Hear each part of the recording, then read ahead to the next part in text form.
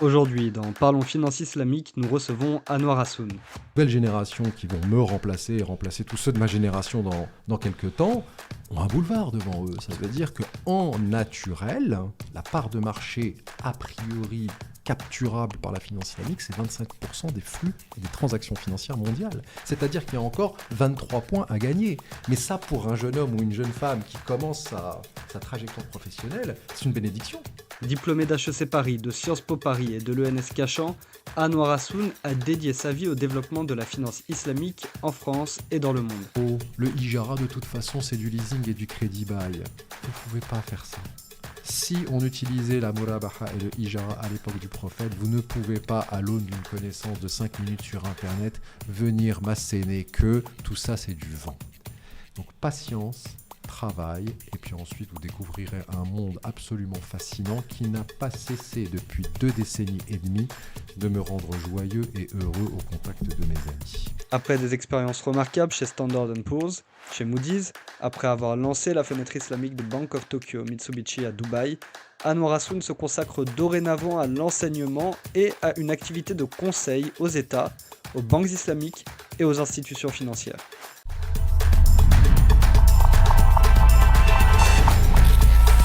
Bonjour à tous, je suis Yanis Mahmoud, je vous souhaite la bienvenue dans le podcast Parlons Finance Islamique.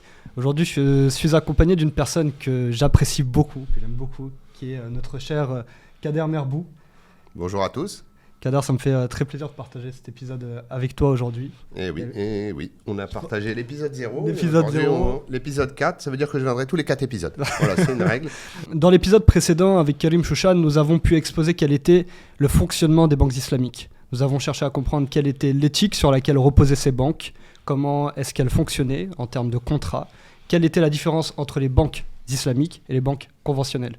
Dans l'épisode d'aujourd'hui, nous chercherons à comprendre quel est le marché de la finance islamique, tant à un point de vue international que d'un point de vue national, quel a été ce passé de cette finance islamique et quel sera son futur, ou quel doit être son futur.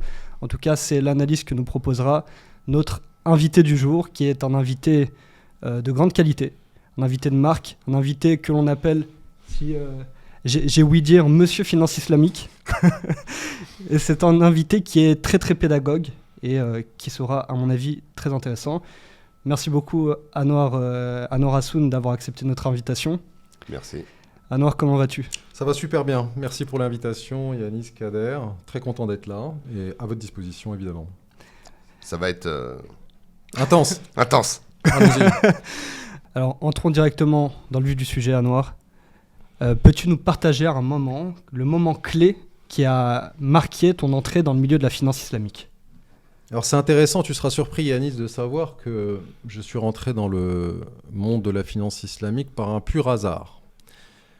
Dans mon passé, pas si lointain que ça, je ne suis pas si vieux, je me destinais à la recherche académique et en l'occurrence à l'école d'économie de Paris. Je voulais faire un doctorat en macroéconomie. Le sujet de thèse qui m'avait été proposé à l'époque, c'était emploi public et chômage. Et ça ne m'excitait pas plus que ça. Alors, je me disais, bon, on va quand même y aller. Et puis, par le meilleur des hasards, un ancien camarade avec lequel j'avais fait mon stage à la BNP m'appelle et me dit, écoute, une agence de notation américaine à Paris recherche un analyste junior pour couvrir le monde arabe. Je me suis dit, c'est super, je vais passer les entretiens. Donc, j'y suis allé. Et l'entretien s'est très bien passé. On m'a offert un contrat de travail. Et je me suis dit, chez Standard & Poor's, l'agence de notation américaine, la valeur de 3 ou 4 ans d'expérience chez Standard & Poor's, c'est la même chose qu'un doctorat, en fait.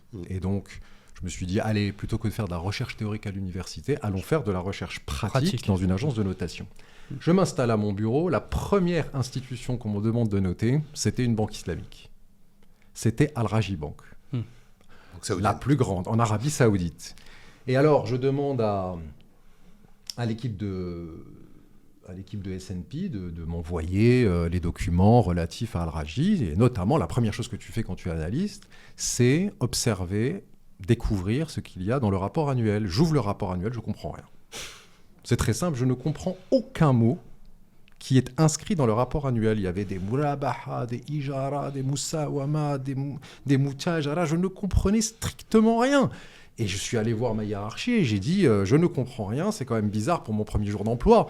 et mon chef qui est américain, Scott Gucci, que je salue si un jour il nous écoute, me dit montre-moi ce que tu as découvert. Et je lui tends le rapport annuel et il me dit je comprends rien non plus.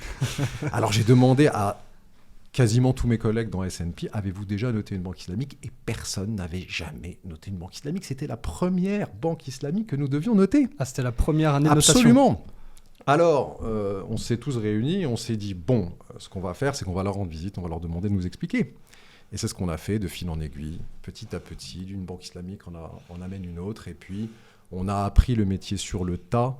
Et en l'occurrence, on a accumulé une quantité d'informations sur cette manière de faire de la finance qui était inégalée par n'importe quel institut de recherche à vocation globale.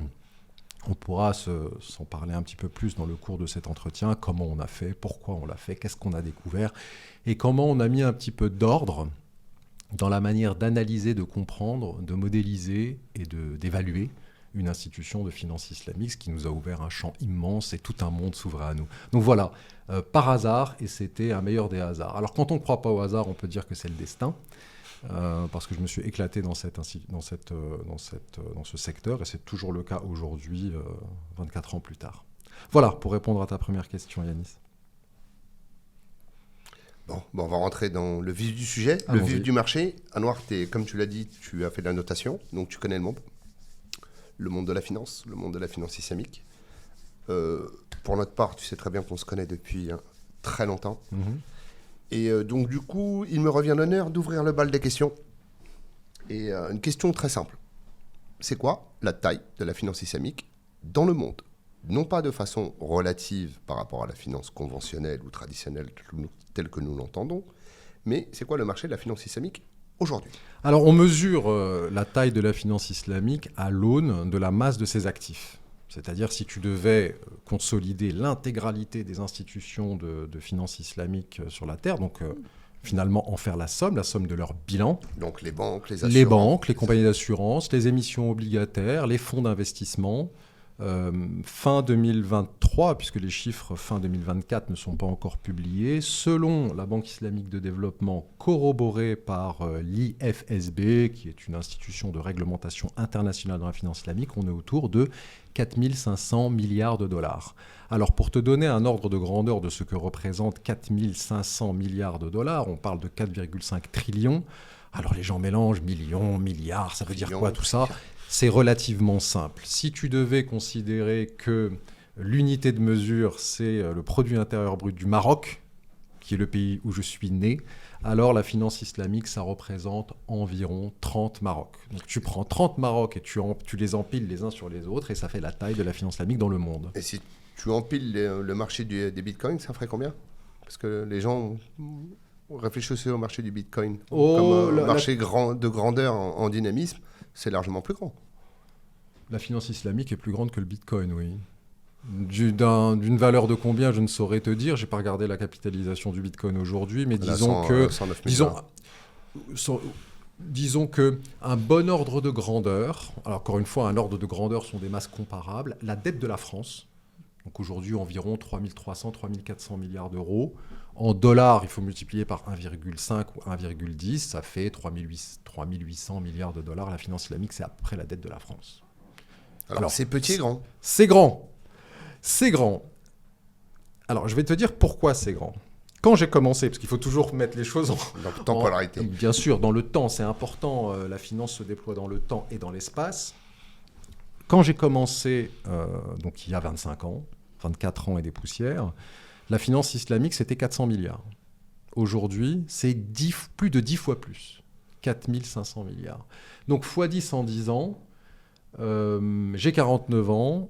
Quand je serai en âge d'avoir des petits-enfants, la finance islamique, ce sera peut-être 50 000 milliards. Et c'est pour ça qu'on forme des gens, c'est pour qu'ils puissent servir, nourrir, alimenter, vivre cette finance qui aura peut-être dans 10 ans une taille de de cet ordre de grandeur-là. Et là, elle commencera à devenir significative. Alors, tu disais à l'entame, pas de comparaison relative. Si, il faut quand même relativiser. En introduction. Oui, il faut relativiser. En conclusion, tu peux. La finance islamique, c'est 1% du marché mondial. C'est une part de marché de 1%. Et c'est paradoxal parce que les musulmans représentent un quart de la population mondiale. Et donc, on peut dire, et voir le verre à moitié vide en disant, la finance islamique n'a pas encore atteint sa taille naturelle. C'est vrai. Et il y a des raisons pour ça, on y reviendra. Des raisons historiques, des raisons géographiques et des raisons, bien évidemment, de pouvoir d'achat, comme on dit aujourd'hui, c'est-à-dire de capacité financière. Mais en même temps, on peut voir le verre à moitié plein, c'est-à-dire les nouvelles générations qui vont me remplacer et remplacer tous ceux de ma génération dans quelques temps, ont un boulevard devant eux. Ça veut dire qu'en naturel, la part de marché a priori capturable par la finance islamique, c'est 25% des flux et des transactions financières mondiales. C'est-à-dire qu'il y a encore 23 points à gagner. Mais ça, pour un jeune homme ou une jeune femme qui commence sa trajectoire professionnelle, c'est une bénédiction. De faire de la finance en croissance et de faire de la finance de manière éthique. On reviendra sur ce que ça veut dire que d'être éthique en finance islamique. Alors, la croissance, c'est quoi les chiffres aujourd'hui, au-delà de... Ça, je peux te répondre de manière brutale. Allons-y. C'est 11% par an. Et c'est 11%. Depuis quand ? Depuis 2017. Alors, en comparaison, encore une fois, la finance conventionnelle, c'est un taux de croissance de 3% par an, ce qui est normal. La finance conventionnelle croît à l'aune de la croissance réelle mondiale. La finance Même pendant les crises, on a de la croissance. Absolument, c'est ça qui nous a frappé à l'époque de la crise financière internationale, la dernière en date, qui était sans doute la plus grave que l'humanité ait portée. Elle a duré 10 ans. Alors conventionnellement, on dit qu'elle a commencé en 2008. De mon point de vue, elle a commencé avant. Conventionnellement, on dit qu'elle a fini en 2018. De mon point de vue, elle n'est toujours pas terminée. Mais en l'occurrence, pendant cette période de 2008-2018, on a été très frappés à l'université et puis ensuite dans notre école de commerce où nous co-gérons notre diplôme. On a été très frappés en faisant les statistiques année après année de voir que la finance islamique n'a pas réellement subi la crise financière internationale de manière aussi brutale que la finance conventionnelle. Elle en a subi les effets, mais pas tellement en matière de décroissance. C'est en matière de rognement de sa croissance potentielle. C'est-à-dire que sans la crise financière, la finance islamique aujourd'hui, ce ne serait pas 4 500 milliards, ce serait peut-être le double. Mais c'est surtout un coup d'opportunité, la crise financière internationale. La finance islamique a très bien résilié, et ça nous a conforté dans le fait que c'est un modèle de finance qui a non seulement sa légitimité, mais en plus qui peut servir de modèle. D'ailleurs, pas moi qui le dis, c'est Madame Lagarde quand elle était à la tête du FMI. Donc du coup, en parlant de modèles, c'est quoi les modèles géographiques dans le monde ? C'est quoi les régions ? C'est quoi ces répartitions ? Alors là aussi, c'est comme une génération spontanée, il y a 3 tiers. C'est assez frappant de voir que si tu déroules un planisphère, si tu déroules une carte du monde sur une table, tu verras que 1/3 de la finance islamique se concentre en Asie du Sud-Est. Alors quel pays en avec Asie du Sud-Est ? un cœur névralgique qui est la Malaisie, autour de laquelle Kuala Lumpur, capitale de la Malaisie, qui est une des 3 grandes places financières islamiques dans le monde, se déploie une tectonique sud-asiatique de la finance islamique. Ça représente à peu près 1/3 du marché. Il y aurait quel pays autour ? Quel pays satellitaire autour de la Malaisie ? L'Indonésie est massive. Ouais. Singapour, Oui, Hong Kong, la Malaisie et de plus en plus le Pakistan et une partie de l'Inde. d'accord. Alors ensuite, il y a un deuxième centre qui est encore plus névralgique, qui est le Golfe Persique, qui représente à peu près un peu plus d'1/3, 40% du marché mondial de la finance islamique, et qui se déploie autour des capitales du Golfe, et notamment Dubaï, qui, comme tu le sais, Yanis aussi sans doute, se positionne comme la capitale mondiale, non pas simplement de la finance islamique, mais de l'économie islamique, avec différentes composantes. La finance en fait partie, mais pas que. Le tourisme, le transport, l'habillement, évidemment la nourriture halal. On sait que c'est un sujet important dans notre pays. Donc c'est à peu près 40%. Et puis les 30% qui restent, c'est le reste de la planète. Alors, moi, je vais refaire un focus sur le... Parce qu'on a une tendance à comprendre que dans la répartition géographique, que la finance islamique, c'est Dubaï. Bon, on a bien compris que Dubaï se positionnait comme étant la capitale de la finance islamique. Cependant, on commence à avoir un marché qui va vers l'Arabie Saoudite, on commence à avoir un marché qui se développe sur Oman. Tu connais très bien Oman. Il y a quelques années, la finance islamique était interdite. Aujourd'hui, ça représente quasiment 10% des actifs. Donc, on va essayer de sortir un petit peu d'analyser un peu les autres pays et pas rester sur les pays phares. Et on fera la même chose sur l'Afrique, qui est très intéressante demain. Mais sur le Moyen-Orient, au-delà de Dubaï, c'est quoi les autres marchés? L'Arabie Saoudite? Les 6 pays du Golfe, pour être très honnête avec toi, alors historiquement, encore une fois, quand j'ai commencé, et même avant que je ne commence dans ce secteur, lorsqu'on pensait finance islamique, on pensait grosso modo à 2 pays. On pensait Émirats Arabes Unis et on pensait Bahreïn. Parce que, alors, petit aparté historique, j'adore ça, tu sais bien. La finance moyen-orientale, historiquement, dans les années 50, 60, 70, c'était le Liban. Le Liban, tu sais quel était son petit nom? La Suisse du monde arabe. Pourquoi la Suisse? Parce qu'il y a des montagnes, parce qu'il faisait...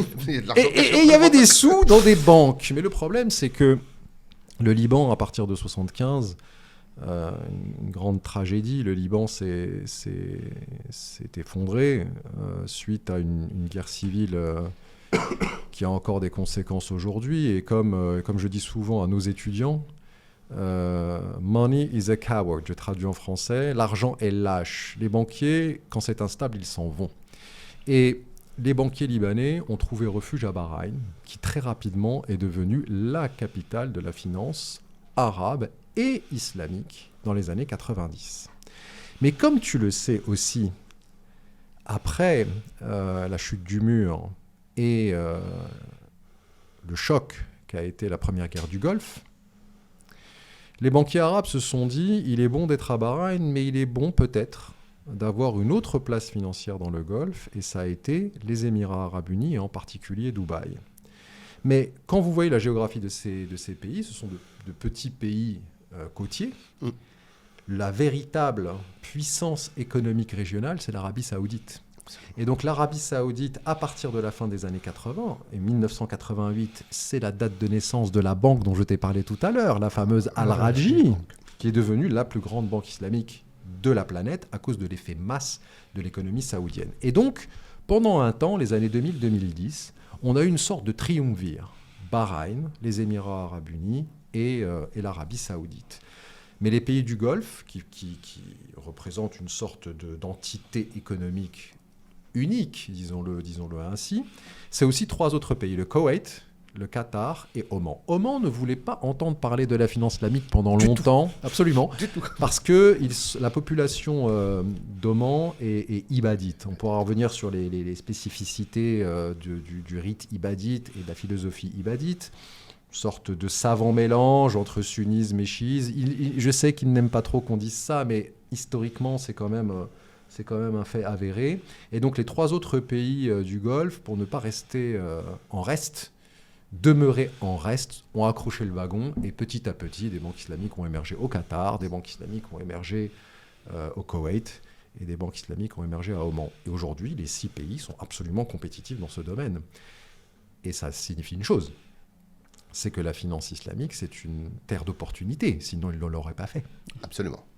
Sachant même qu'avec l'exemple le plus probant avec Oman, il l'avait interdit pour finalement l'autoriser quelques années après. Et aujourd'hui, c'est enthousiasmant de faire de la finance islamique à Oman. Alors, on passe la mer Rouge et on va en Afrique. Alors tu le sais, mais nos auditeurs... Et on va régionaliser l'Afrique. Régionalisons autant que tu le... D'un point de vue géographique, on va commencer par l'Afrique de tout en bas. Alors, c'est mon point de vue, et encore une fois, je peux essayer de le défendre, je ne suis pas sûr qu'il soit partagé par tout le monde, mais je pense que l'Afrique, aujourd'hui, le continent africain, c'est l'Eldorado de la finance islamique de demain. C'est là que ça va se passer, on peut essayer de déconstruire le phénomène et de savoir pourquoi, mais je pense que des finances islamiques vont voir le jour en Afrique, de manière différenciée, de manière ordonnancée dans le temps, pour tout un tas de raisons. Est-ce qu'on pourrait illustrer juste l'opportunité de l'Afrique? L'Afrique finance islamique il y a 15 ans et l'Afrique finance islamique aujourd'hui. C'est très simple. L'Afrique finance islamique il y a 15 ans, il y avait à peu près rien, à l'exception d'un cas très particulier qui me fascine. C'est le Soudan. Il y a 15 ans, le Soudan était un seul pays. Aujourd'hui, c'est 2 pays. Le Soudan, à l'époque, il y a une vingtaine d'années, avait décidé que son système bancaire devait être en pleine conformité avec les principes de la finance islamique, mais c'était sans compter le fait qu'au nord, évidemment, il y a des musulmans, mais au sud, il n'y en a pas. Ce sont essentiellement des animistes. Et quand le Soudan a été divisé en deux, le nord est resté en conformité avec les principes de la finance islamique quand il s'agit d'économie et de finance, mais il a été désavoué par la communauté internationale, mis au banc des États dits infréquentables, et donc le Soudan, qui à l'époque était un exemple de finance islamique, est devenu un cas particulier, retranché sur lui-même. Et donc le Soudan ne pouvait plus servir de modèle de déploiement de la finance islamique africaine. Aujourd'hui, et c'est intéressant, encore une fois, avec nos étudiants, on maintient une carte dynamique de l'Afrique avec des petits cercles et des petits losanges. Les petits cercles représentant l'émergence de banques islamiques sur le territoire africain et les petits losanges des émissions de soukouk qui sont des obligations islamiques, c'est-à-dire de la finance mais sans banque. Et il y a 15 ans, il n'y avait ni losange ni petit rond sur quasiment aucun des pays africains, à l'exception du Soudan. Aujourd'hui, il y en a partout. Il y a des losanges et des petits cercles. Alors, parlons des pays où il y a les losanges et les ronds. Alors, comme il est de convention de séparer l'Afrique en 4, eh bien... Sens-toi libre. Je me sens libre non pas partager, mais en tout cas intellectuellement et mentalement se représenter l'Afrique comme 4 grandes zones. L'Afrique du Nord, l'Afrique de l'Ouest, l'Afrique de l'Est et l'Afrique... Je dirais, je vais inclure l'Afrique centrale, équatoriale et l'Afrique australe. Donc l'Afrique du Sud qui est un cas particulier. Donc on va laisser l'Afrique du Sud et l'Afrique australe à part. Alors, au Maghreb, nos auditeurs savent peut-être que la finance islamique n'a pas toujours été en odeur de sainteté. Ni au Maroc pour des raisons historiques, ni en Algérie en raison des perturbations liées à des conflits intestins, ni en Tunisie qui s'est toujours prévalu de son caractère hyper laïque, ni en Libye qui n'y voyait pas nécessairement une urgence à l'époque de Mouammar Kadhafi, ce n'est qu'après que la finance islamique a commencé à émerger, ni en Égypte où les questions liées à l'islam sont toujours interprété de manière duale par les autorités qui voient à la fois une manière de parler au peuple, mais en même temps un risque qui est celui de l'émergence des frères musulmans dont le berceau est en Égypte. Mais alors c'est très intéressant. Depuis une quinzaine d'années, tous les pays d'Afrique du Nord, que ce soit les pays maghrébins, j'inclus la Libye dans le Maghreb, mais je n'inclus pas l'Égypte, et y compris l'Égypte, se sont mis au diapason de la finance islamique en y voyant davantage une opportunité de développement, de financement de leurs économies qu'un risque politique. Et ça, c'est un phénomène important. La dépolitisation du phénomène finance islamique pour rendre la finance islamique un instrument de développement économique. Et donc, à partir du moment où on ouvre les vannes, forcément, on voit émerger tout un tas d'institutions au Maghreb, à telle enseigne qu'aujourd'hui, il se dit au Maghreb que peut-être que le modèle maghrébin de finance islamique va pouvoir servir de modèle pour les pays subsahariens. Et donc, on arrive aux pays subsahariens. Alors, en Afrique subsaharienne, on va diviser en 3. 2 sont francophones et une zone est anglophone. Alors en Afrique de l'Ouest, on a cette... je dis on parce que j'ai des amis... Afrique de l'Ouest, c'est 8 pays de l'UMOA, plus l'Union économique et monétaire ouest-africaine, mais il y a des pays qui sont ouest-africains qui ne sont pas forcément membres de l'UMOA, par exemple la Gambie, par exemple la Guinée-Conakry.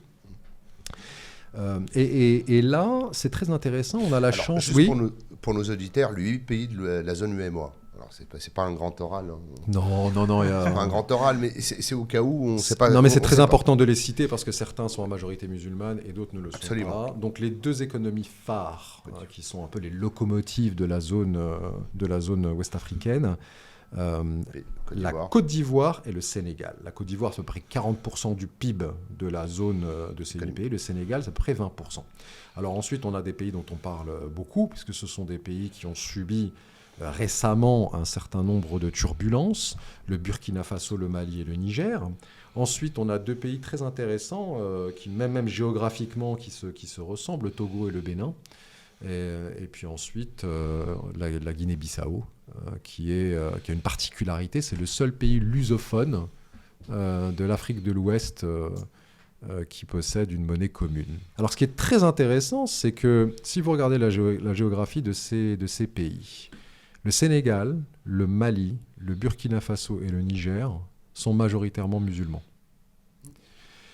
Il y a beaucoup de musulmans dans le nord de la Côte d'Ivoire, une population musulmane au Bénin, notamment à la frontière avec le Nigeria, qui lui-même est un pays musulman qui appartient à l'Afrique de l'Ouest, mais qui n'est pas membre de l'UMOA, et qui est très fort en finance islamique, eu égard à sa taille et aussi au fait que, comme c'est un État fédéral et qu'un certain nombre d'États fédérés sont très majoritairement musulmans, forcément la finance islamique émerge au Nigeria.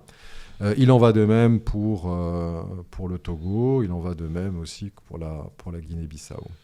Alors après, le Ghana est un cas particulier puisqu'ils sont anglophones avec des attaches historiques avec l'Allemagne. Et là, ce qui est très intéressant, c'est que historiquement, on avait très peu de banques islamiques. Il y en avait une au Niger, il y en a toujours une au Niger d'ailleurs, il y en a une au Sénégal, la Banque islamique du Sénégal, la Banque islamique du Niger, et ça, c'était des créations de la Banque islamique de développement. Et la Banque islamique de développement, c'est un peu comme la Banque mondiale, mais pour le monde musulman. Ce qui est intéressant depuis une quinzaine d'années, c'est très intéressant de mettre ça en perspective avec ce qui se passe au Maghreb, c'est qu'on voit émerger des banques islamiques et des institutions de microfinance islamique qui n'ont rien à voir avec la Banque islamique de développement. Ce sont des émergences sui generis, comme si la population demandait à être servie de cette manière-là. Ce qui arrive en Afrique de l'Ouest arrive exactement de manière, je dirais presque symétrique, en Afrique centrale, donc autour du Gabon, du Cameroun et du Tchad, qui est une priorité d'ailleurs pour la Banque islamique de développement. On voit émerger de plus en plus de banques islamiques, de fenêtres islamiques et d'institutions de microfinance.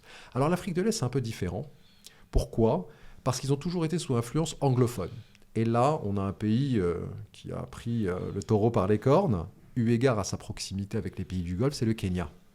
Et puis le cas particulier qui est l'Afrique du Sud, qui lui est un pays arc-en-ciel, comme on dit, avec plein de communautés, et notamment des communautés de l'océan Indien, qui sont de confession musulmane et qui ont toujours demandé à ce que la finance islamique soit présente sur leur territoire. Alors, pour répondre à la question que tu ne poses pas, mais qui est en filigrane, y a-t-il un modèle de finance islamique pour l'Afrique ? Non, il y en a plusieurs. Il y a un modèle maghrébin, il y a un modèle ouest-africain, il y a un modèle centrafricain, il y a un modèle d'Afrique orientale et il y a un modèle sud-africain. Est-ce que ces différents modèles, à un moment ou à un autre, vont commencer à converger ? Je pense que oui, mais ce n'est pas pour aujourd'hui. Pour l'instant, il y a des finances islamiques africaines. Donc ça donne des opportunités et un marché extrêmement hétérogénéisé. Je vais répondre à la question par un fait. Il suffit de regarder la population de la formation que nous co-animons. Quand nous avons commencé dans une grande université française, dont je ne citerai pas le nom ici, la plus grande partie de nos étudiants étaient des Français d'origine maghrébine. Aujourd'hui, la grande majorité de nos élèves sont des Maghrébins du Maghreb, des Africains d'Afrique, des Français de France, et puis des Suisses de Suisse, des Belges de Belgique. Et donc, comment on interprète cette évolution démographique de la population de notre MBA ? Tout simplement, les apprenants... un excellent proto-géographique. Absolument.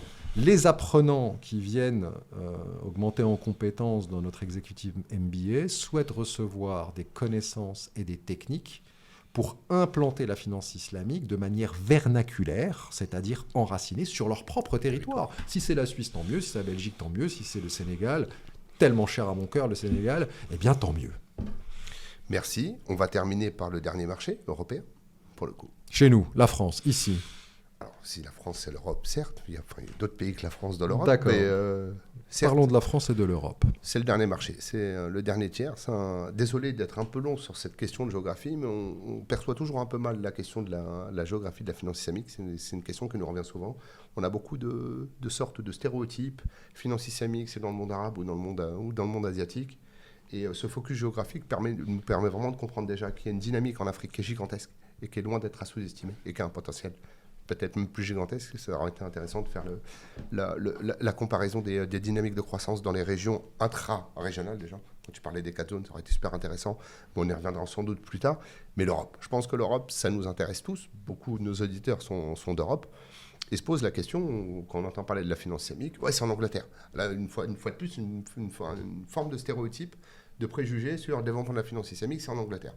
Alors, on ne va pas dire que l'Angleterre fait partie de l'Europe, ce serait un non-sens, ça n'en fait pas partie, mais intégrons l'Angleterre dans l'Europe, dans ton analyse géographique de la finance systémique. L'Europe géographique et l'Europe institutionnelle, ce n'est pas exactement la même chose. Le Royaume-Uni fait partie de l'Europe géographique, mais ne fait pas partie de l'Union européenne en tant qu'institution.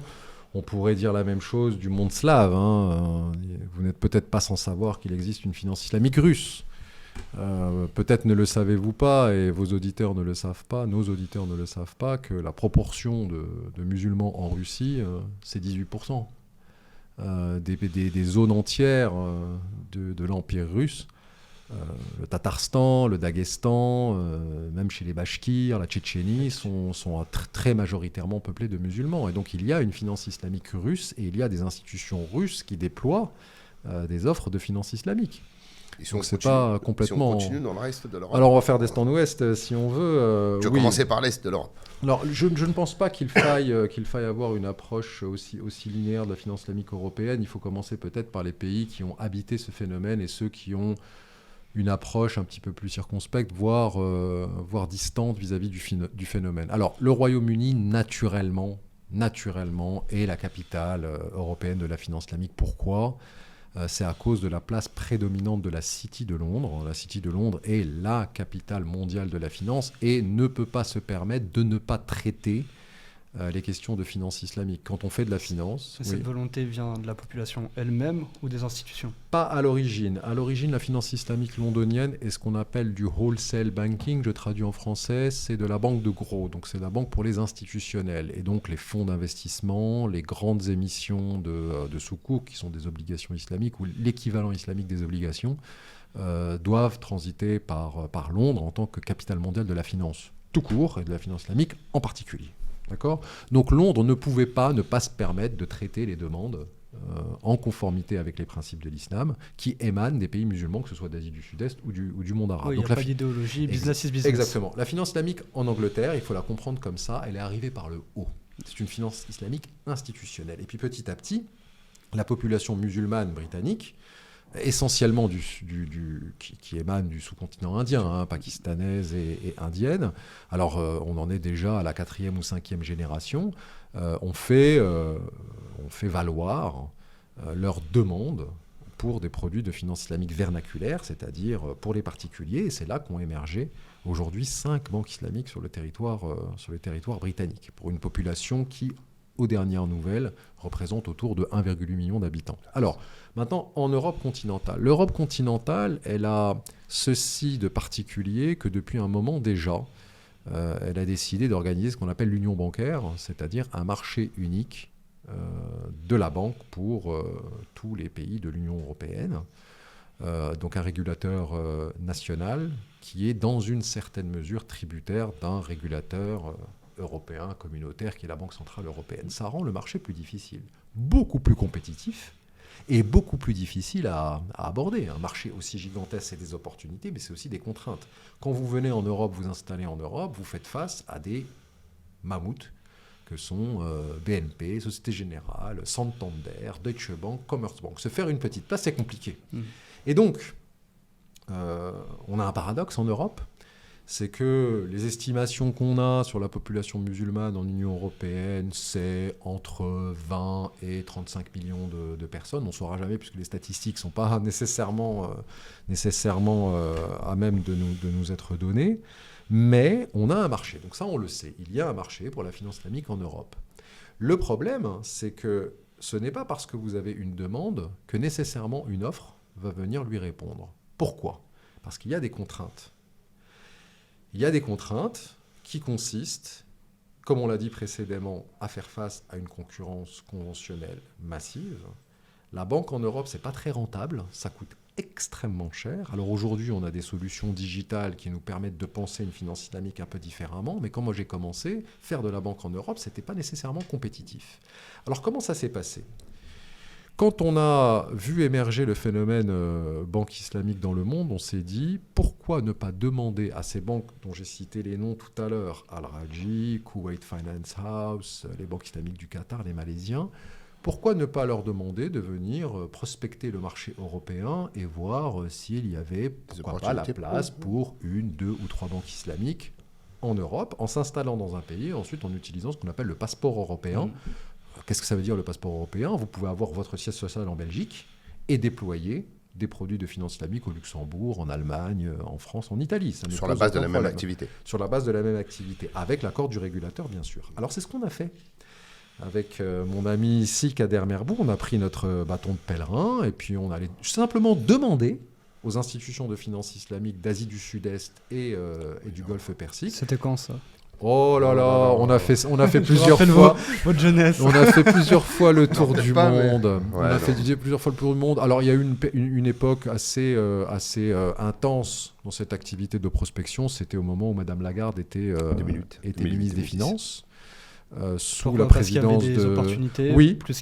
Oui, parce que les autorités françaises avaient donné le signal qu'il était important que la France puisse être le réceptacle d'une finance islamique. Donc, et ça entrait dans le cadre de la place financière de Paris, d'entrer dans une logique de compétitivité face à Londres, qui elle-même accueillait des institutions financières islamiques. Oui.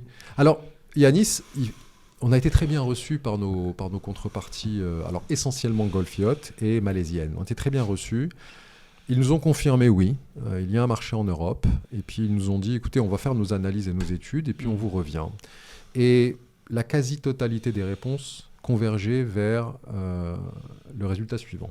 Oui, il y a un marché en volume, mais pour nous, la rentabilité de ce marché est moindre que les opportunités que nous pourrions avoir dans les pays émergents. À cause de quoi ? À cause de la réglementation ? À cause du coût du travail, de la réglementation, de l'image que peut avoir l'islam en Europe, qu'on en pense du bien ou qu'on en pense du mal, c'est un fait, hein, c'est une réalité. Et les banquiers, vous savez, money is a coward, bankers are cowards, les banquiers sont lâches, mais surtout ils sont extrêmement pragmatiques et réalistes. Se mentir à soi-même quand on est banquier, c'est nécessairement faire des pertes. D'accord ? Et j'ai été banquier pendant quelques années à Dubaï pour Bank of Tokyo Mitsubishi. J'ai d'ailleurs créé leur fenêtre islamique là-bas. Je peux vous confirmer que les banquiers sont des gens très réalistes et rationnels. Donc, en comparant les opportunités d'affaires en Europe par rapport aux opportunités qu'ils peuvent avoir dans d'autres pays du sud-est asiatique ou en Afrique ou dans d'autres pays émergents, la France n'est pas rentable. Alors, on a beau leur expliquer que la rentabilité financière, c'est pas forcément la valeur de l'entreprise, mais ça, c'est un discours qui, à l'époque, ne faisait pas mouche. Alors, du temps a passé, et puis on s'est dit, bon, nous n'aurons vraisemblablement pas le soutien d'une banque islamique étrangère sur notre territoire, donc demandons aux banques vernaculaires, encore une fois, les banques en place, les banques françaises, les banques espagnoles, les banques allemandes, si elles sont prêtes à déployer une solution de finance islamique. Et là, la logique est différente. Tout en partant du même constat. Il y a un marché pour la finance islamique en Europe. Ça, c'est acté. Le problème, c'est que, encore une fois, les banquiers sont très rationnels et se disent, si je déploie une offre de finance islamique et que l'islam n'a pas bonne presse dans les médias et dans l'imaginaire collectif, alors encore une fois, c'est une question de représentation. Chacun se représente ce qu'il veut.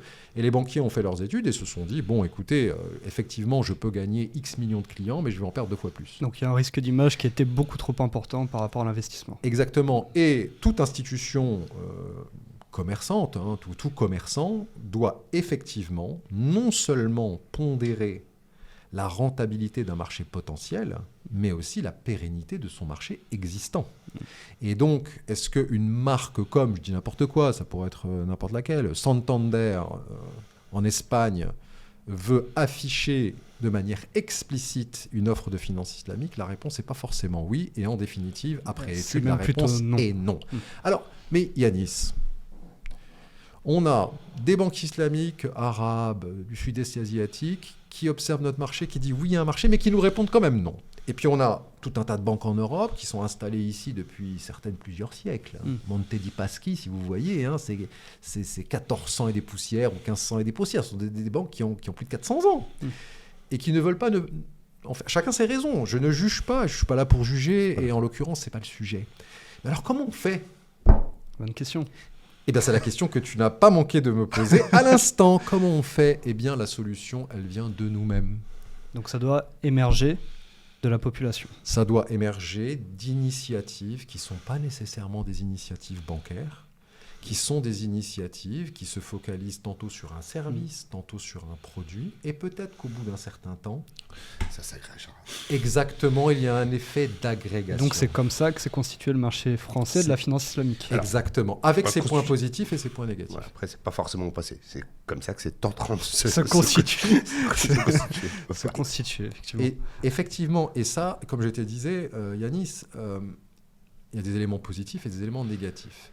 Je vais commencer par les éléments négatifs et puis ensuite on aura tout le temps de débattre sur le positif. Les éléments négatifs, c'est ça peut paraître frustrant. Pourquoi ça peut paraître frustrant du point de vue d'un client musulman ou pas d'ailleurs, hein, mais qui a je connais énormément de non-musulmans qui sont fascinés par le phénomène finance islamique, qui trouvent que c'est plus éthique, plus sain, plus tout ce qu'on veut. Déjà, l'offre est atomisée. Et elle est tellement atomisée qu'elle peut paraître fragmentée. C'est-à-dire que par exemple, si vous voulez offrir un compte, vous allez auprès des établissements de paiement. Si vous voulez emprunter, vous allez chez notre ami Anas Patel, Easy 570, et il va essayer de vous trouver un crédit. Si vous êtes marocain et que vous voulez un crédit, vous allez chez Banque Shabi qui va vous proposer ça, mais pas nécessairement un produit d'épargne. Si vous voulez un produit d'épargne, vous allez chez Pérénis. Le Takafoul, vous allez chez Aisdin. Exact.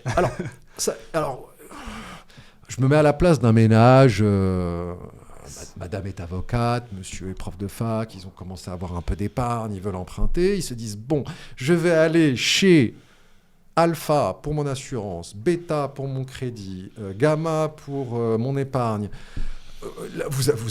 Yanis, il faut tout connaître en fait. On demande aux clients de connaître tout le marché. C'est excellent ce que tu viens de dire. La complexité est du côté du client. Or, aujourd'hui, qu'est-ce que les entreprises vendent ? Une expérience la plus simple, la plus immédiate, qui prend pas beaucoup de temps et qui soit immédiatement accessible. On n'en est pas encore là. Peut-être que l'agrégation à laquelle Kader faisait référence nous amènera à une convergence de ces offres. Mais les offres existent.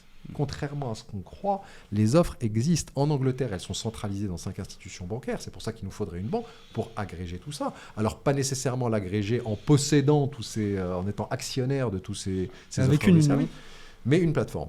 Alors, deuxième chose qui est un peu frustrante, c'est que le produit qui est le plus désiré par la clientèle musulmane et parfois non musulmane qui aime la finance islamique, c'est... En France ? Oui, en France et en Europe d'une manière générale, c'est le crédit hypothécaire, c'est-à-dire l'accès à la résidence principale. Et là, les conditions qui sont pour l'instant offertes ne sont pas nécessairement toujours hyper compétitives. Pourquoi ? Parce que les clients musulmans qui veulent emprunter pour leur résidence principale, ils sont très contents d'emprunter en conformité avec leur foi, mais ils ne veulent pas non plus être pris pour des pigeons en payant des prix qui sont trop élevés. Troisième chose qui est un peu frustrante, c'est que parfois, quand on n'est pas spécialiste, on croit connaître la finance islamique et on ne la connaît pas vraiment. Et donc ça crée parfois des conversations qui n'ont ni queue ni tête, on ne parle pas vraiment de la même chose.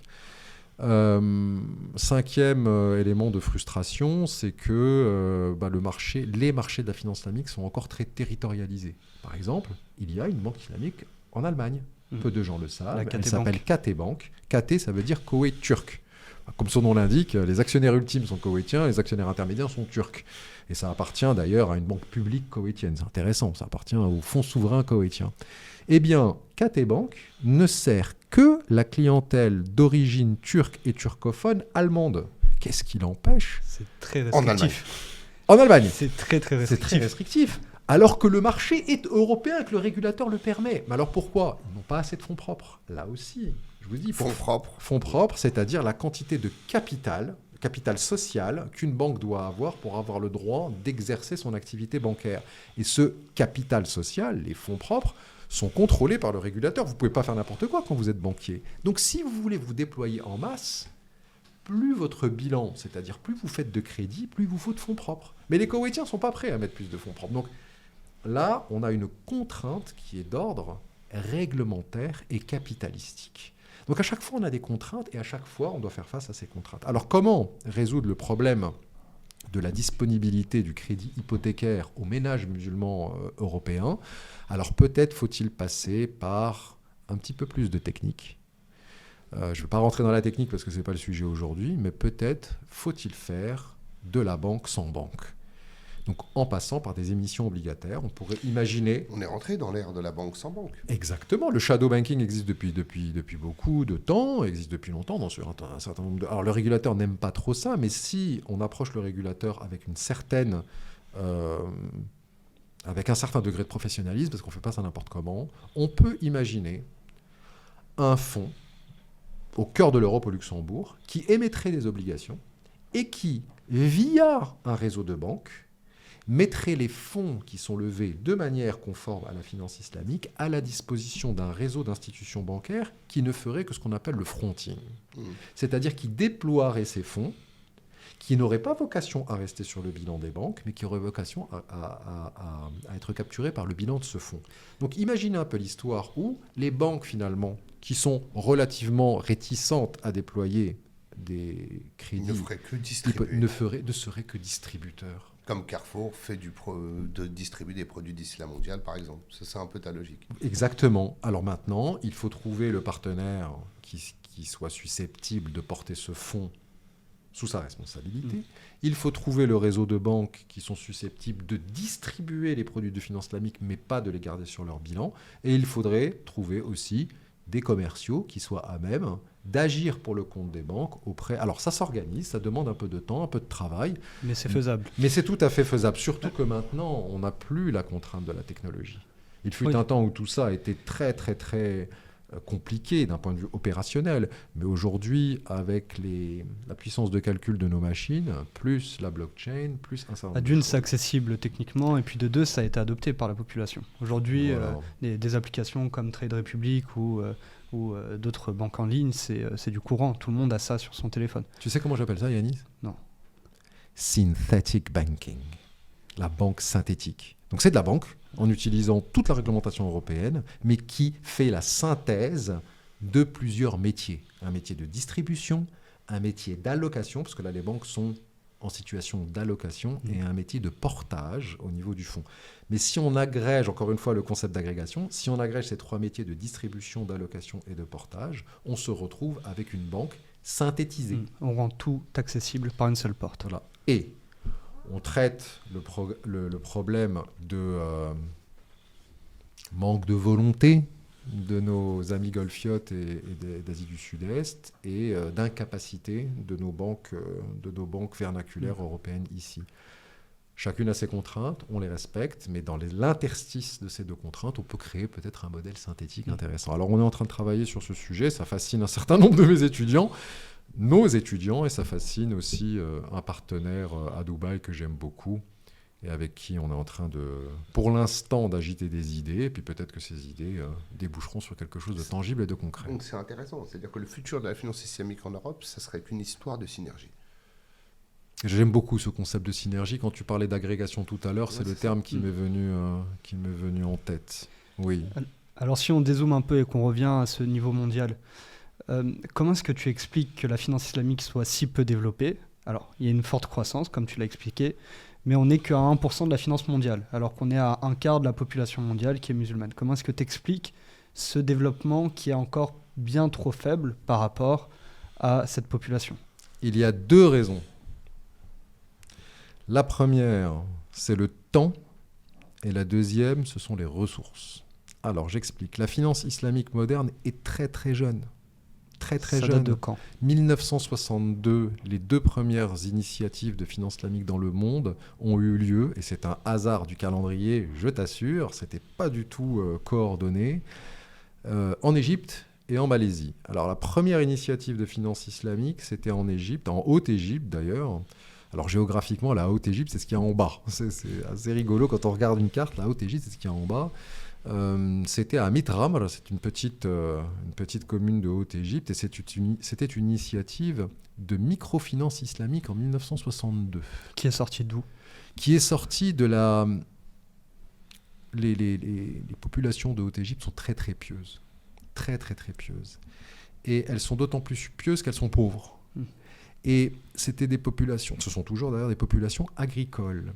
Et les agriculteurs avaient besoin d'emprunter chaque année l'argent suffisant pour les intrants agricoles. Donc les semences, les engrais, la main-d'œuvre, et puis louer les terres. L'eau, en revanche, est disponible. Merci le Nil. Merci le Nil. Et donc, ces agriculteurs étaient forcés d'emprunter de manière conventionnelle à des taux d'intérêt qui étaient complètement absurdes. Et donc, les promoteurs de cette institution de microfinance qui s'appelle Mitramr Savings Bank, donc la banque d'épargne de Mitramr, a promis aux agriculteurs de leur prêter en conformité avec les principes de la finance islamique. Et c'est comme ça qu'on a eu la première institution de microfinance en conformité avec les principes de la finance islamique. C'est ce que j'appelle. Et qui, pour rappel, on continue de parler de synergie, venait d'Allemagne. Parce que Ahmed Al-Nagar avait fait une grande partie de ses études en Allemagne et s'était beaucoup inspiré des systèmes coopératifs en Allemagne, qui existent d'ailleurs au demeurant toujours, et l'avait impulsé en intégrant la question éthique des principes de la finance islamique. C'est tout à fait vrai que la finance islamique ressemble terriblement à la finance coopérative et mutualiste. Maintenant que tu me le dis, c'est frappant. Et Ahmed Nagar, l'économie, c'était formé là-bas. C'est intéressant quand on regarde.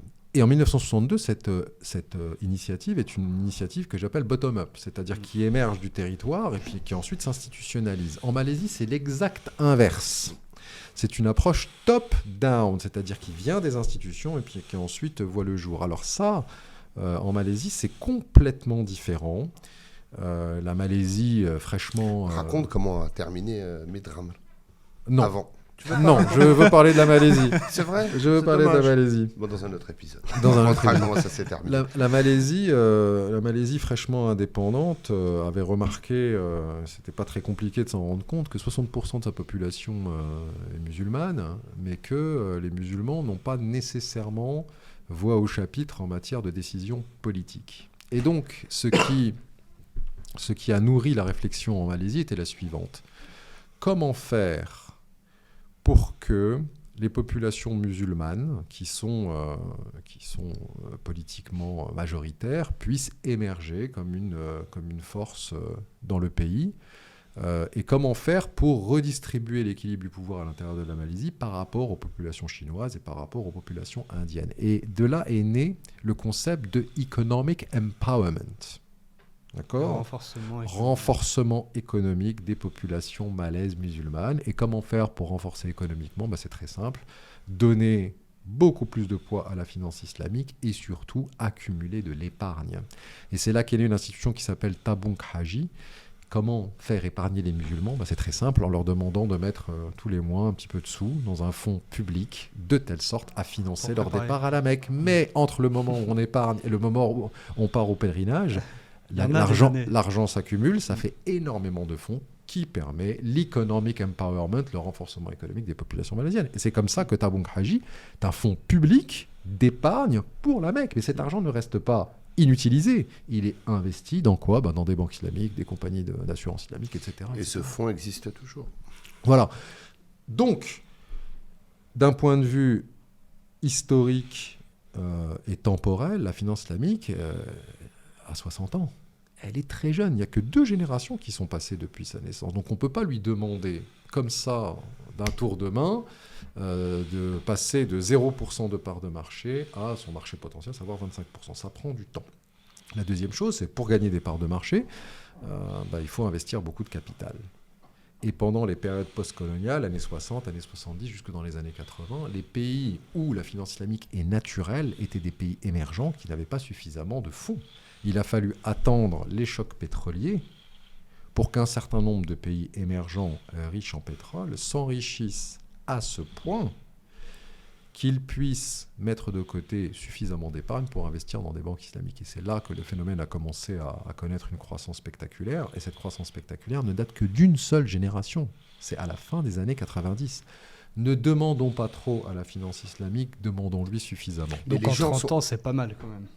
En 30 ans, c'est très bien. Ouais, c'est gigantesque. C'est très bien. On va refaire un focus sur la France, parce qu'on a beaucoup d'auditeurs qui viennent de France et qui sont qui comprennent pas trop le marché français.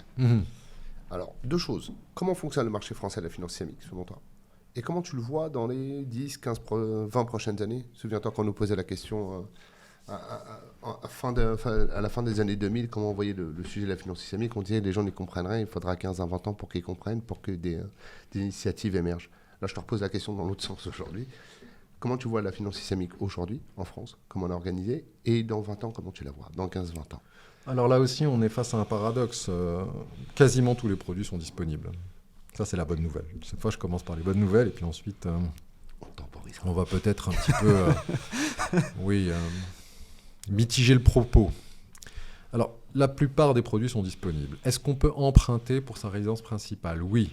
Mais il y a des conditions et ces conditions ne sont pas forcément c'est pas accessible à tous. Accessible à tous. Tout le monde n'est pas éligible. Alors, donc on va prendre des problèmes les uns après les autres. Que faut-il faire sur le marché hypothécaire ? Élargir au maximum la possibilité pour le plus grand nombre de ménages musulmans d'emprunter de manière conforme. Comment le faire ? Avec les institutions qui le font déjà, bien sûr, avec de nouvelles institutions, voire avec des solutions alternatives de banques synthétiques. Premier élément. Ça, c'est le plus important. Il faut la diversification des acteurs. Exactement. Et les banques ne seront pas nécessairement les bons partenaires. Peut-être faut-il penser à ces solutions alternatives à partir de fonds d'émissions obligataires au Luxembourg. Il y a juste un truc, je pense, qui a fait grésiller un peu les oreilles d'un certain nombre d'auditeurs. Tu parles d'émissions obligataires alors qu'on est en finance islamique. Oui. Je vais y revenir, parce que ça, c'est mon sujet phare. Je pense qu'on finira là-dessus, j'imagine. C'est les sous-cooks. Je vais y revenir. On ne va pas faire de technique. Je vais juste essayer de décrire comment ça pourrait se passer. Donc, le produit phare, parce qu'à chaque fois qu'on fait des questionnaires, que ce soit des questionnaires auprès d'une population de 100 personnes, des questionnaires auprès d'une population de 10 000 personnes, toujours la même chose. Ce que veulent les ménages musulmans, c'est accéder à la résidence principale. Voilà. Et répondre aux besoins de Maslow. Exactement. Et ça relève du monopole bancaire. Ça ne peut être fait que par des banques. Et donc, si on n'a pas l'appui des banques, on ne peut pas le faire, sauf en passant par d'autres modalités de type ce qu'on vient de dire et que je vais pouvoir détailler dans un moment. Deuxièmement, le parent pauvre de la finance islamique, mais ce n'est pas spécifique qu'à la France, c'est le takaful. L'assurance n'est pas encore suffisamment développée. Il faut davantage d'offres en matière d'assurance en conformité avec la finance islamique. La question qui se pose pour les banques se pose aussi pour les compagnies d'assurance, le risque d'image et autres. Comment tu l'expliques pour le takaful ? Est-ce que c'est parce que c'est moins rentable que les autres activités de financement d'épargne, d'investissement Oui, le takaful est moins rentable que la banque, ça c'est une certitude. La diversité des produits est aussi moindre. C'est aussi un métier régulé, qui suppose que les fonds propres, donc le capital social, atteignent un minimum avec une certaine gestion des risques. Et puis surtout, la concurrence est absolument farouche sur le marché européen de l'assurance. C'est encore plus difficile d'être assureur en Europe que d'être banquier. Alors, en matière d'épargne, ça c'est intéressant. Les musulmans en Europe commencent à épargner de manière significative. Là, c'est l'insuffisance de produits. On n'a pas suffisamment de véhicules pour capturer cette épargne. Donc aujourd'hui, est-ce qu'un ménage classique a le choix d'un nombre de produits suffisant en conformité avec ces principes? La réponse est non. Est-ce qu'on a un fonds obligataire ? Pas forcément. Des fonds actions ? Il y a quelques fonds obligataires. Il y en a quelques-uns. En fait, c'est ça l'offre qui existe actuellement. C'est une offre qui permet de faire un entrée en matière en termes d'investissement. Maintenant, c'est vrai qu'il faut développer de nouvelles solutions. Ça va venir. Ça va venir, c'est une question de temps. Oui. Voilà. Alors c'est comme ça que, à mon avis, on présente la chose à nos étudiants qui apportent toujours un certain nombre de nuances. Chaque segment du marché financier islamique en Europe fait face à des enjeux particuliers. Et c'est ces particularités qu'il faut traiter. Alors je reviens sur peut-être que je suis allé trop vite, sur le modèle de l'alternative obligataire au financement de l'immobilier. Alors, il faut suivre le client. Follow the money, comme disent les anglo-saxons. Imagine le même ménage dont j'ai parlé tout à l'heure, madame est avocate, monsieur est prof de fac, ils ont 2 enfants. D'accord, ils veulent accéder à la résidence principale. En moyenne en France, c'est 250 000 euros. En finance conventionnelle, vous allez sur meilleurtaux.com et vous essayez de voir quelle est la banque qui propose le meilleur taux. En général, c'est le Crédit Agricole, mais pas toujours. Donc, vous présentez Pas de publicité. Voilà. Pas de publicité. C'est une connaissance commune. Et donc, vous vous présentez auprès de la banque, et si la banque vous bancarisez, elle va étudier votre dossier, vous prêtez de l'argent. Et avec ces sous, vous allez acheter votre maison. C'est pas comme ça que ça se passe en finance islamique, d'accord ? Mais, en même temps, il n'y a aucune banque, ou quasiment très peu de banques en Europe qui sont capables de faire ça. Alors, comment faire ? Il faudrait pouvoir trouver une banque qui n'a pas vocation à garder ce crédit sur son bilan. D'accord ? Donc, la première chose qu'elle va faire, c'est qu'elle va prêter de manière islamique au ménage, et immédiatement, en comptabilité, il y a une créance qui est portée par la banque sur le ménage. Cette créance ne reste pas sur le bilan de la banque. Cette créance est immédiatement cédée à un fonds au Luxembourg. D'accord ? Comment le fonds luxembourgeois rachète cette créance ? En émettant des soukouks. Que sont les soukouks ? Des obligations islamiques adossées à la créance bancaire qui n'a fait que transiter par la banque. Donc ce qu'il nous faudrait, c'est ce fonds et un réseau de banques qui seraient des transitaires. Donc on enlève l'essence de l'activité bancaire à une banque. On enlève l'essence de l'activité bancaire islamique à une banque qui n'a pas vocation à être islamique. Quel est son intérêt à faire ça ? Des marges à isobilan. Quand je dis isobilan, c'est-à-dire à même taille de bilan, elle gagnerait plus d'argent. Donc ce que tu es en train de nous dire, c'est que pour le marché de la finance islamique, on manque encore un peu d'ingénierie. L'ingénierie est nécessaire, parce que les contraintes sont telles que sans ingénierie, on ne pourra pas s'en sortir. D'accord. Et je pense que c'est pertinent. Merci Kader. Non, c'est très pertinent. Non, c'est vrai. Dans un marché complexe, qu'est-ce que tu es en train de nous dire ? C'est dans un marché complexe et de contraintes, il faut faire preuve d'ingénierie. Il faut réfléchir, il faut aller au-delà des lignes. Et dans un contexte où finalement aujourd'hui les banques, toi comme moi on le sait, c'est que les banques commencent à être chahutées de partout.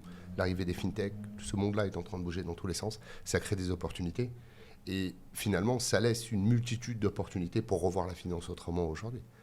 Mes amis sénégalais me disent toujours, tout mur est une porte.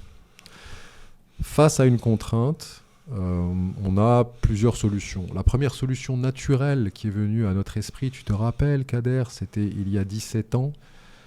C'était, non, je n'ai pas tout ça. Oui, c'était d'aller voir nos amis du Golfe et d'Asie du Sud-Est.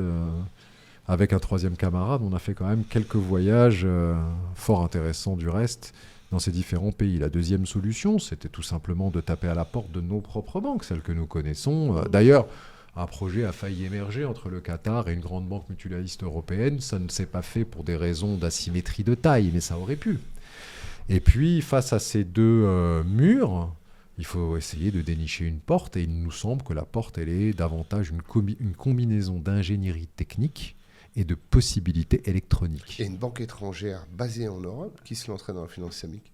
C'est tout à fait envisageable, mais je pense qu'elle aurait beaucoup plus intérêt à jouer le rôle d'intermédiaire de créances qui ne seraient pas portées à son bilan plutôt que de les porter, parce que ça consommerait énormément de fonds propres et que toutes ces petites banques de la frange concurrentielle n'ont pas les fonds propres de la BNP Paribas. Donc il est plus intéressant d'originer et de distribuer. C'est ce qu'on appelle le modèle OED, Originate and Distribute. J'origine le crédit, puis ensuite je le distribue au fonds.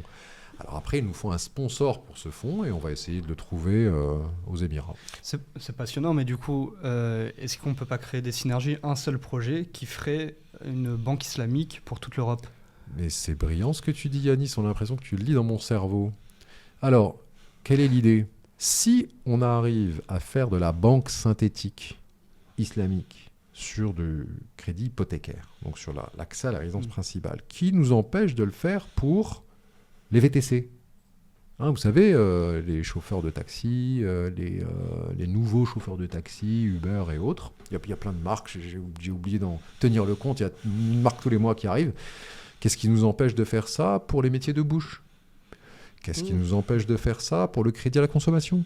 Qu'est-ce qui nous empêche de faire ça pour n'importe quel métier ? Si on réussit, qui peut le plus, peut le moins, réussissez dans le monde obligataire et vous réussirez dans le monde hypothécaire. Réussissez dans le monde hypothécaire et vous réussirez partout. Donc l'idée, c'est un test. Et puis ensuite, évidemment, par effet naturel, les différentes offres vont s'agréger autour de cette banque synthétique. Alors, est-ce que c'était possible il y a 20 ans ? Non, on n'avait pas... L'Internet ne fonctionnait pas aussi bien que maintenant. La blockchain n'existait pas. La demande était naissante. La demande était naissante. La connaissance du phénomène était très faible. C'est très peu compris. Oui, mais il faut pas se projeter. Je sais qu'on est devenus tous très court-termistes. Mais moi, je me projette, j'essaye avec mes étudiants de me projeter à l'aune de leur horizon professionnel, pas du mien. Moi, j'ai déjà fait mes 25 ans dans la finance islamique. Je partirai à la retraite avec la conscience de l'homme qui a fait son travail. Mais je pense aux jeunes, là, qui ont 30, 40 ans de carrière devant eux. On est en train de préparer le terrain de telle sorte à ce que l'agrégation des différentes initiatives puisse voir le jour sous une sorte de dôme. Et si le dôme est facilité par la technique et la technologie, et la technique et la technologie dans 15 ans, ce n'est pas celle d'aujourd'hui. Donc on peut parfaitement imaginer une banque de nature fragmentaire, sans que ce soit une contrainte pour le client. Donc il y a un avenir à la finance islamique en France, en Europe, dans le monde. La réponse est dans ta question. Il y a un avenir de la finance islamique en France, en Europe et dans le monde. Et quels sont les principaux pôles pour toi de cette finance islamique dans les années à venir ? Je vois dans les pays émergents de plus en plus de demandes, d'ailleurs c'est ce sur quoi je travaille en ce moment, de plus en plus de demandes pour la microfinance islamique, c'est-à-dire la finance islamique non pas pour les clients de la classe moyenne ou les clientèles bourgeoises, mais pour l'accession aux services financiers des populations les plus fragiles dans les pays vernaculaires, les pays d'origine, que ce soit en Afrique, en Asie du Sud. Ça, c'est la première chose.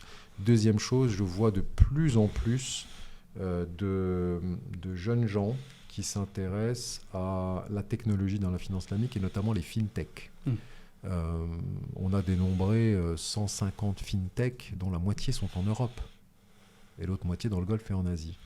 Donc les fintech islamiques. La troisième chose que je vois, c'est de plus en plus d'intérêt de la finance islamique pour les crypto-monnaies. Il nous manque une grande crypto-monnaie Sharia compliant. Alors quand je dis Sharia compliant, c'est conforme aux principes de la finance islamique. Ne vous méprenez pas sur mes propos.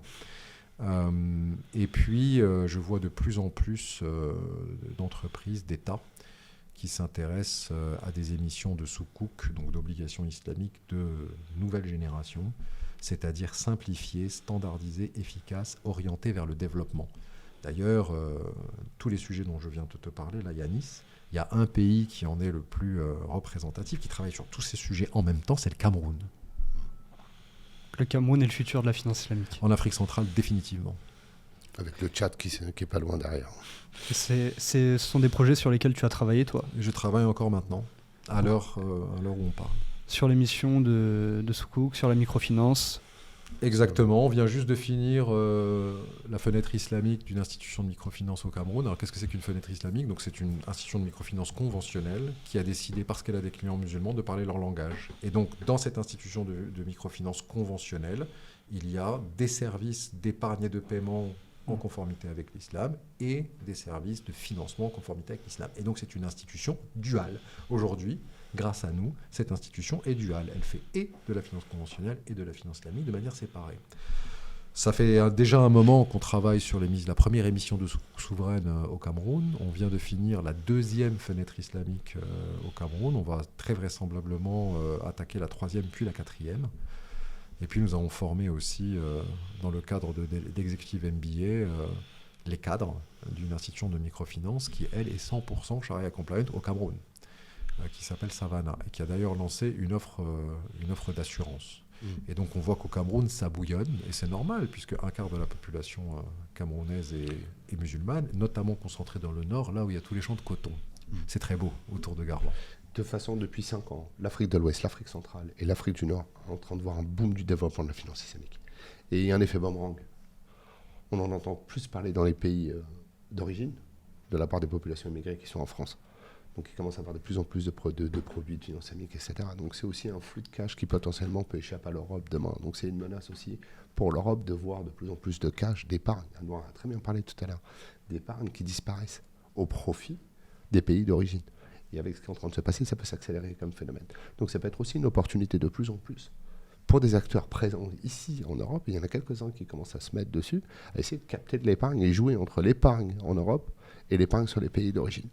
Donc on est vraiment sur un marché extrêmement dynamique et beaucoup plus intéressant que ce qu'on peut penser. Et Anouar l'a bien dit, et merci, c'est très intéressant. Il y a 15 ans, comme tu dis, il y a 15-20 ans, il n'y avait rien. Si on doit faire une prospective, il y a 20 ans, il y avait strictement rien, peut-être. On aurait dû ajouter peut-être le mot strict, quasiment strictement rien. Aujourd'hui, il y a beaucoup plus. Et les contraintes sont identifiées avec plus de ressources. Donc forcément, ça ira 2 fois plus vite et 10 fois plus fort que les 20 dernières années. Oh oui, très vraisemblablement, Yanis. Et on le voit aussi dans... Ça fait une quinzaine d'années avec Kader qu'on suit nos étudiants, leur production académique et surtout leur mémoire, qui sont le pouls des centres de gravité de leur réflexion et aussi de leurs intérêts et de leur motivation. Et de leur motivation. Et on peut dresser une cartographie à l'aune des textes qu'on lit aujourd'hui en termes de mémoire de ce que sera la finance islamique demain. On peut, hein, c'est assez facile. C'est comme demander à l'intelligence artificielle que sera le monde de demain. C'est le monde tel qu'il est créé par les générations qui ont moins de 30 ans aujourd'hui. Ce à quoi les générations de moins de 30 ans aujourd'hui réfléchissent, pensent et souhaitent sera ce qui adviendra dans 30 ans. Et alors, qu'est-ce qu'ils souhaitent ? Eh bien, on a beaucoup de mémoire sur les fintechs, on a beaucoup de mémoire sur les émissions de sukuk complexes, on a beaucoup de mémoire sur l'optimisation de l'épargne. Parce qu'on nous dit oui, plus un produit de finance est éthiquement robuste, moins il est rentable. Je viens de publier dans le cahier de recherche de notre école de commerce, Financial Business School, sans faire de publicité. Je l'ai publié hier ou ce matin. Et il y a un article qui précisément traite de la question du prix Le prix de nos valeurs. Le prix de nos valeurs. Est-ce que le fait d'investir de manière éthique a un coût pour toi, Yanis ? Si tu aimes, je ne sais pas, le rouge, tu aimes la couleur rouge, tu vas investir dans tout ce qui est rouge. Est-ce que le prix du rouge est négatif pour toi ? Est-ce que tu dois payer un prix pour n'investir que dans du rouge ? La réponse est non. Investir dans des produits dits éthiques, ou en tout cas ceux qui respectent les principes de la finance islamique, n'a pas de coût pour toi. Je crois même que la conclusion, c'est que c'est au contraire, c'est un coût qui est positif. Un coût négatif. Enfin, négatif. Le coût d'opportunité est négatif. C'est-à-dire C'est-à-dire que ça peut être même en phase basse du cycle, ça dépend du cycle. En phase haute du cycle, c'est pas tout à fait déterminé. Mais en phase basse du cycle, c'est-à-dire que quand la finance conventionnelle est en crise, investir dans des produits éthiques te permet d'avoir un coût d'opportunité négatif, c'est-à-dire de perdre moins d'argent que les voisins. Alors Anouar, malheureusement, on pourrait rester des heures, des jours même. Nous, on reste très souvent. Donc on se voit avec Anouar, c'est sur des week-ends, comme ça c'est plus tranquille. Maintenant, on va devoir clôturer. Je te demanderais, c'est quoi ton... Alors, avant de te demander ta conclusion, je te demanderais, c'est quoi le conseil que tu donnes à nos auditeurs qui s'intéressent à ce sujet-là ou qui ont des doutes sur ce sujet-là ? Alors d'abord, ceux qui ont des doutes, et ensuite ceux qui sont un peu convaincus. Qu'est-ce que tu leur dirais ? Ceux qui ont des doutes sur le sujet de la finance islamique. D'abord, commençons par cela. Je vais citer une citation du prophète, que la paix soit sur lui. « Il n'y a jamais eu de plus beau mariage que celui de la patience et de la connaissance. » Donc le conseil que je donne à tous ceux qui s'intéressent au phénomène est le suivant. Donc rappelez-vous, patience et connaissance. On ne peut pas connaître la finance islamique sans un minimum de recherche, avec un esprit suffisamment ouvert, et ne pas partir du principe que la finance islamique n'est que de la finance sous contrainte, c'est-à-dire le commerce de l'argent sous la contrainte des 5 piliers de l'islam financier, pas d'intérêt, pas de spéculation, pas de secteur illicite. Ça, c'est une approche trop technique. La finance islamique, c'est une manière d'être au monde en considérant que l'argent n'a pas de valeur, Kader. Je le répète sans arrêt, le billet de 20 € qui est sans doute dans ta poche et qui te servira à me payer un café tout à l'heure n'a aucune valeur, même pas la valeur du papier sur lequel l'encre est imprimée. La valeur en finance islamique, c'est le travail et la prise de risque. Nous sommes des humains, par conséquent nous vivons dans un monde risqué, il faut l'assumer. Ça ne veut pas dire spéculer, ça veut dire assumer ses choix. D'autre part, La finance islamique valorise le travail. La valeur collective que nous générons, c'est le travail. La finance n'est qu'un instrument. Donc connaître la finance islamique, c'est comprendre que c'est une finance axiologique qui est fondée sur des valeurs, davantage qu'elle est fondée sur ses principes. La deuxième chose, c'est que c'est un océan de connaissances qui s'est sédimenté pendant 15 siècles. On ne peut pas d'un revers de main m'asséner « Oh, le contrat de Murabaha, achat-revente, c'est de la finance conventionnelle qui ne dit pas son nom. » Mais c'est beaucoup plus profond que ça. Et puis la finance islamique, c'est que des mots. Le ijara, de toute façon, c'est du leasing et du crédit bail. Vous ne pouvez pas faire ça. Si on utilisait la murabaha et le ijara à l'époque du prophète, vous ne pouvez pas, à l'aune d'une connaissance de 5 minutes sur Internet, venir m'asséner que tout ça, c'est du vent. Donc patience, travail, et puis ensuite vous découvrirez un monde absolument fascinant qui n'a pas cessé depuis 2 décennies et demie de me rendre joyeux et heureux au contact de mes amis. Ensuite, un conseil aux convaincus. Un conseil aux convaincus. Qui n'est pas le même.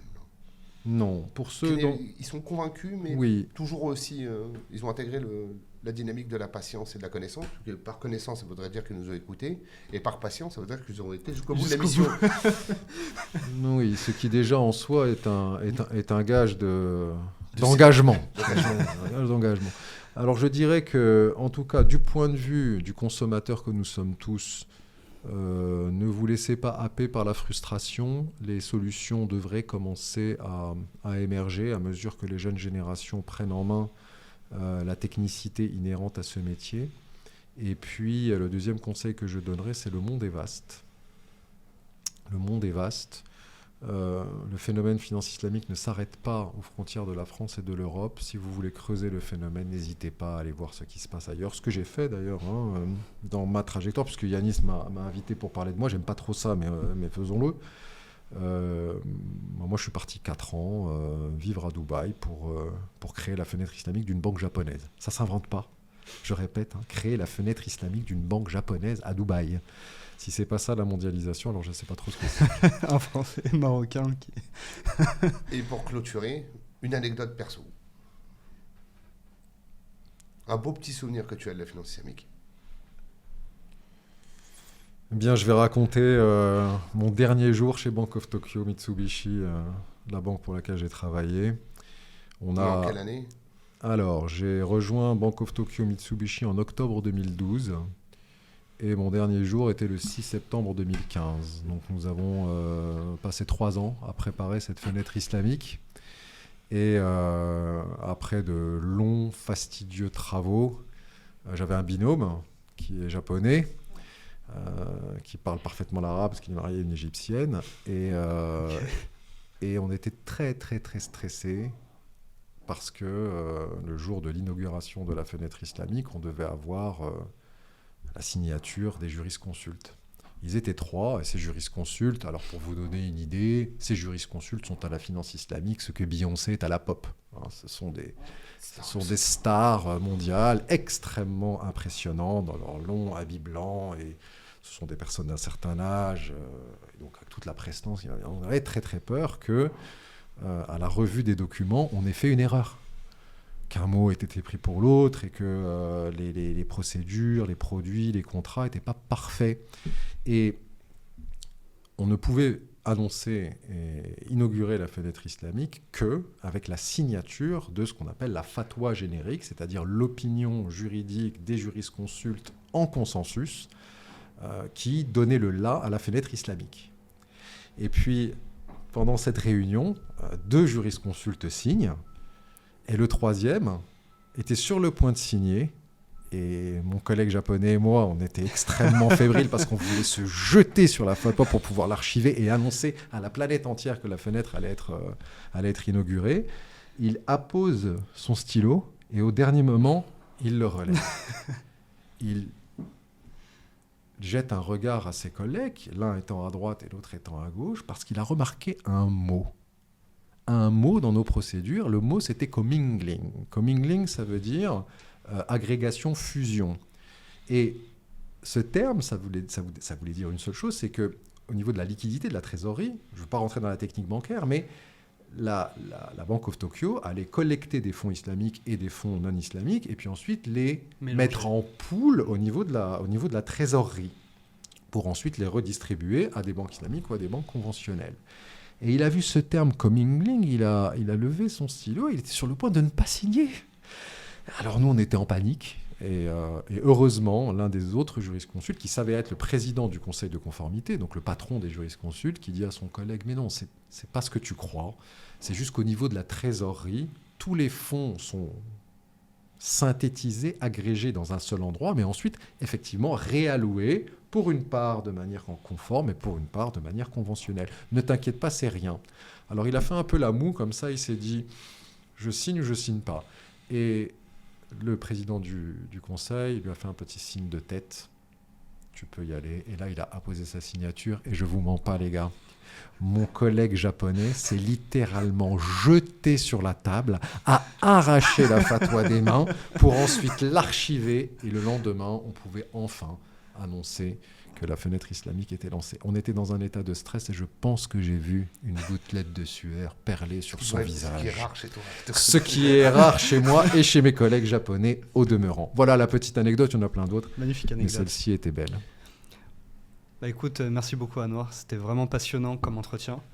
Tes expériences, je pense que ça a vraiment permis à nos auditeurs de comprendre plus en détail ce que c'était que le marché de la finance islamique. Que ce soit au niveau mondial, au niveau français. Je pense que tu as donné de bonnes idées, de bonnes pistes pour construire la finance islamique pour les années à venir. Et j'espère que ça va susciter quelques vocations et donner envie à certains de se saisir du sujet pour aller un peu plus loin. Et je vous invite, tous ceux qui sont convaincus comme nous par cette finance qu'on trouve, je pense, tous les trois passionnante, à nous suivre, à nous soutenir dans notre travail, que ce soit par un j'aime, par un commentaire, par un abonnement, parce qu'il n'y a que comme ça qu'on va pouvoir continuer à démocratiser cette finance et à la rendre plus accessible. Anouar, merci beaucoup.